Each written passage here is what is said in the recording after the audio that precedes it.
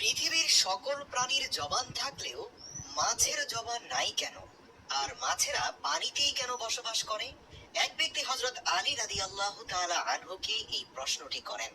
হযরত আলী রাদিয়াল্লাহু তাআলা আনহু বলেন, জেনে রাখো, আল্লাহ তাআলা মাছের মুখেও জবান দিয়েছিলেন। তারা কথা বলতে পারত এবং জমিনে চলাচল করতেও পারত।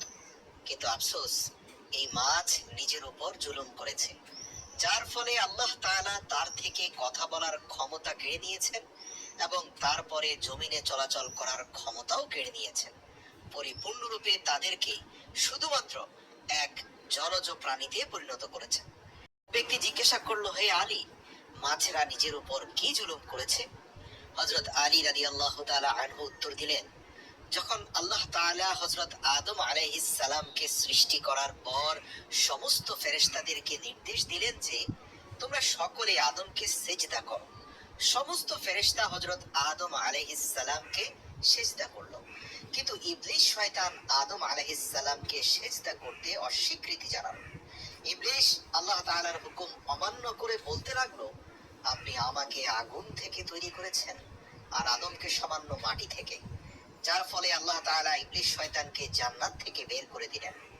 ইবলিস শয়তান জান্নাত থেকে বিতাড়িত হয়ে অভিশপ্ত এবং কুৎসিত রূপে দুনিয়ার জমিনে এসে পড়ল এবং চিৎকার করে জমিনের সমস্ত মাখলুকদেরকে বলতে লাগলো, সাবধান, মানুষ এসে পৃথিবীর বুকে জুলুম অত্যাচার করে বেড়াবে।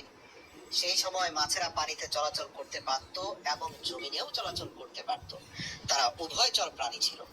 তখন মাছেরা কথাও বলতে পারত। ইবলিস শয়তান সমস্ত প্রাণীদের মধ্যে সর্বপ্রথম মাছদেরকে কুমন্ত্রণা দিল।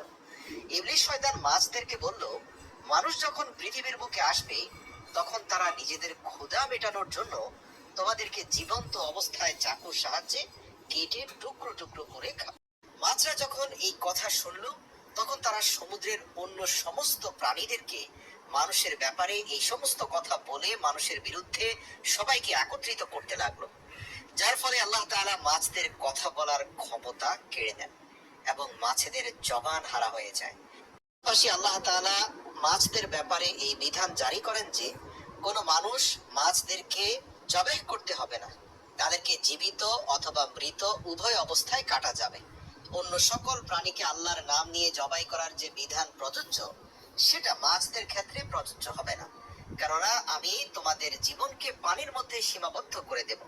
মাছদের উদ্দেশ্যে বলা হলো, তোমাদেরকে যখন পানি থেকে উঠানো হবে তোমরা নিজেরাই ছটপট করতে করতে মারা যাবে। এর ফলে যখনই মাছকে পানি থেকে বের করা হয় মাছেরা ছটপট করতে থাকে এবং মাছের দেহের সমস্ত রক্ত এসে তার গলার মধ্যে থাকা একটি বিশেষ